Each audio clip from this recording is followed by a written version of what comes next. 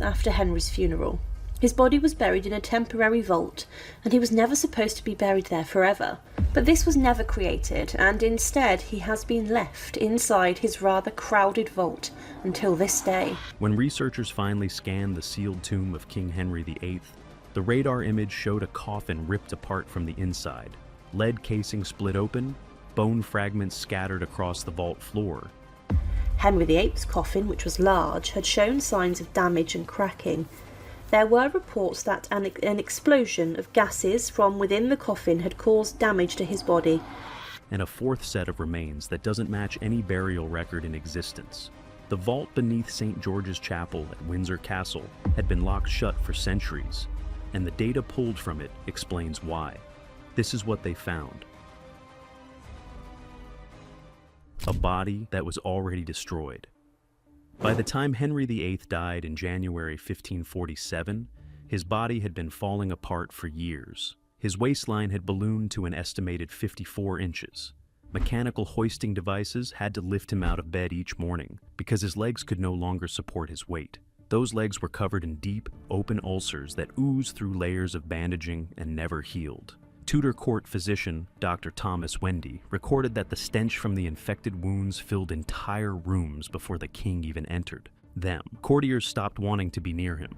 Several wrote privately in their letters that he already resembled a walking corpse.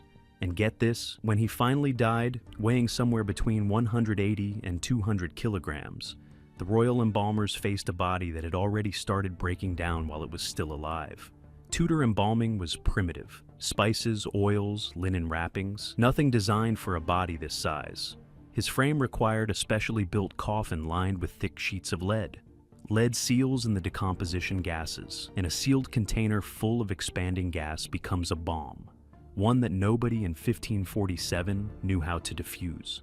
The prophecy and the dogs. The coffin left Whitehall Palace in London on a slow funeral procession toward Windsor Castle. Midway through the journey, the procession stopped overnight at Sion Abbey. Here's the deal. Sion Abbey was no ordinary stop. Henry had seized it from the Brigittine nuns when he dissolved the monasteries. And 15 years earlier, a Franciscan friar named William Peto had stood before Henry at Greenwich on Easter Sunday, 1532, and compared the king to the biblical king Ahab, whose blood, according to scripture, was licked by dogs after death. Peto thundered that if Henry married Anne Boleyn, the same fate awaited him. Henry imprisoned the friar, then forgot about him. Nobody forgot what happened at Sion that night. According to the account later recorded by Bishop Gilbert Burnet in his History of the Reformation, dark fluid began seeping from the sealed lead coffin and pooling onto the stone floor of the abbey. By morning, when a plumber named William Greville arrived to repair the damage, a stray dog had crept in and was found licking the putrid liquid off the pavement. Greville himself reportedly told the story afterward. Friar Peto's prophecy, dismissed and buried for 15 years, had come true on the floor of a house Henry stole from nuns, while a dog lapped at his remains. If you're already hooked on this story, hit subscribe and like right now, because what happened to the body after this night only gets darker.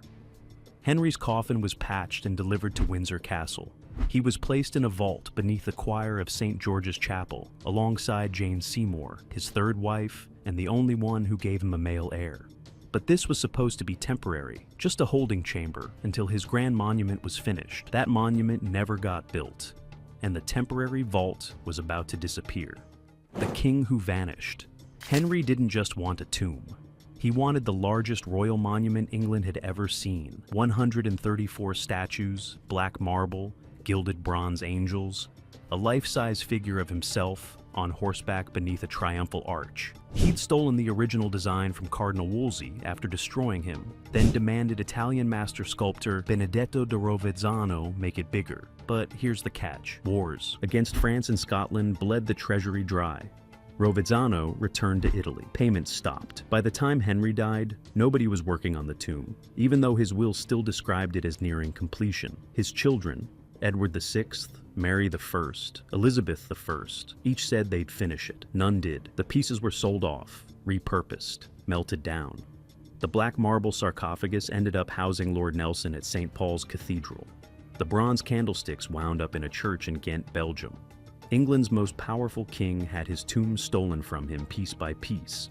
Meanwhile, the temporary vault had no marker, no inscription, no architectural record. Because the burial was never supposed to be permanent, no one carved a memorial. As decades passed, floor stones were lifted during renovations. Documents were lost in the upheaval of the Reformation, and even the chapel clergy forgot the exact location. Visitors, tourists, and worshippers walked directly over the remains of England's most infamous king for generations. Without knowing it, the vault became invisible. It took the execution of another king to find it again. The second king in the dark. In 1649, Parliament cut off King Charles I's head. Then they had a problem. His body needed to disappear. No public funeral, no ceremony, nothing that could create a martyr.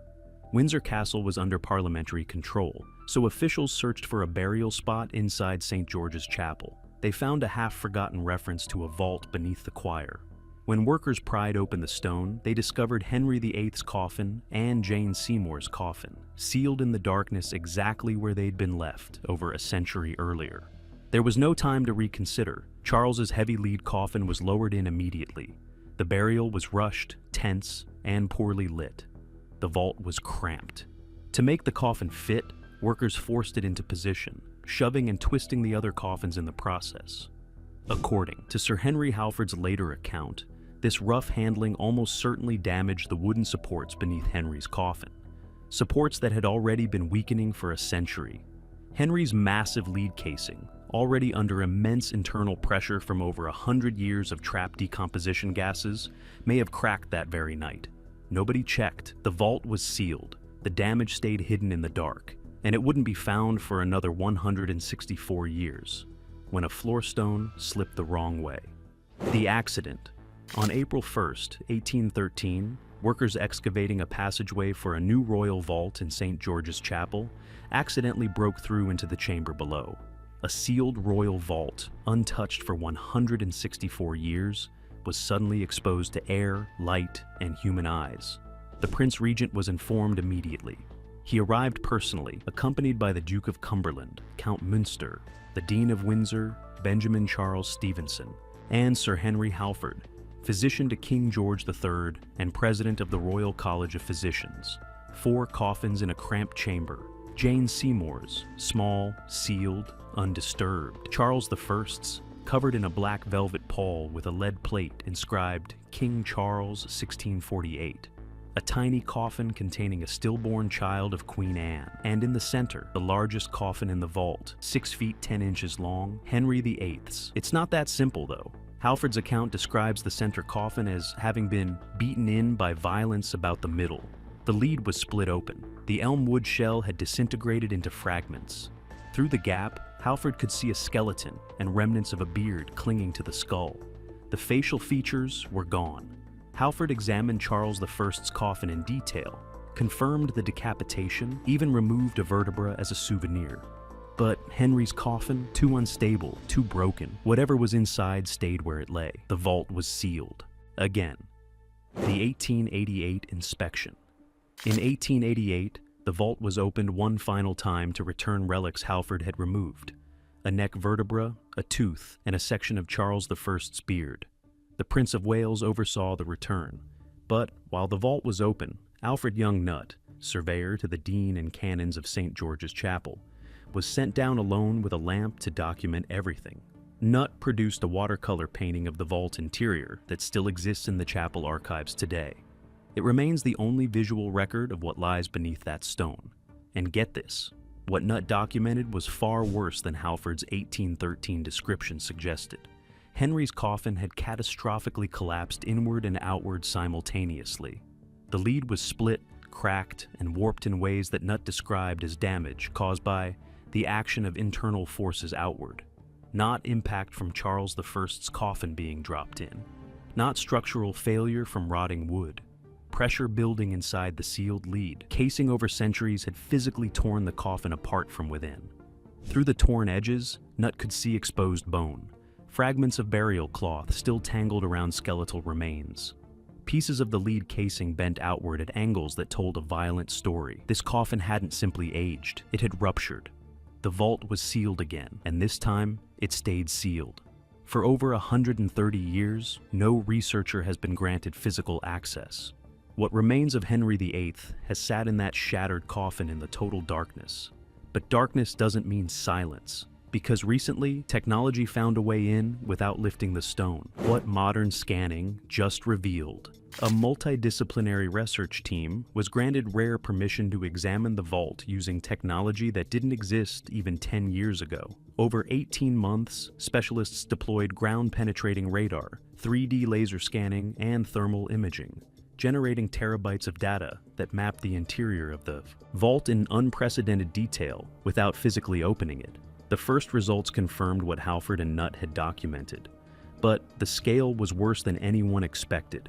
Henry's coffin isn't just damaged. The scans show a lead casing so catastrophically deformed, it barely resembles a coffin at all, crushed inward in some sections, forced violently outward in others, twisted into a shape that looks less like decay and more like a controlled detonation in slow motion over 5 centuries. But here's the deal.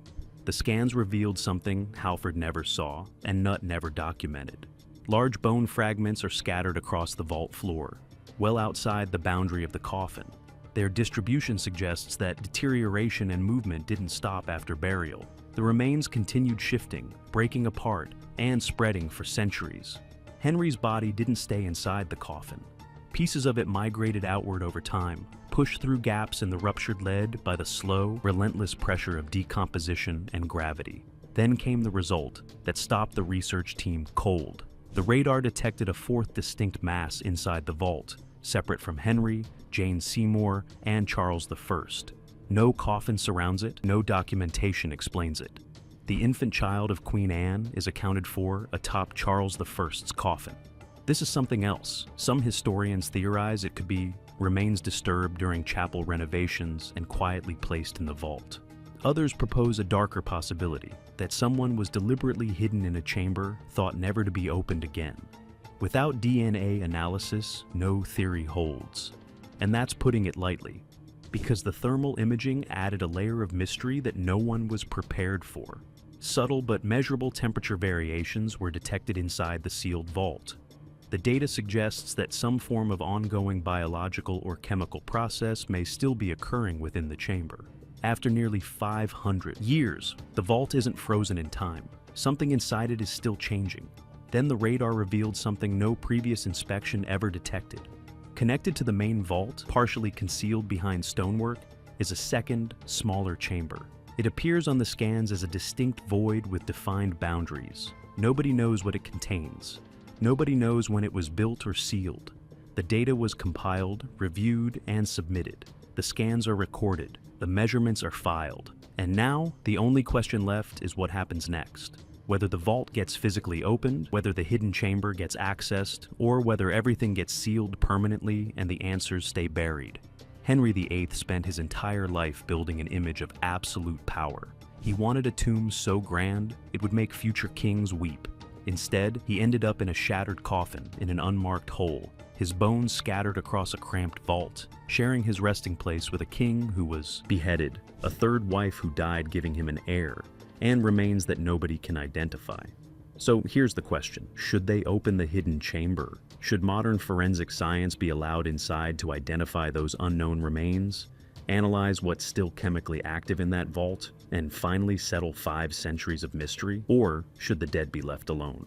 Drop your answer in the comments. If you made it this far, you already know this channel doesn't hold back. So hit like, subscribe, and turn on notifications. We've got more buried secrets to dig up, and trust me, the next one is worse.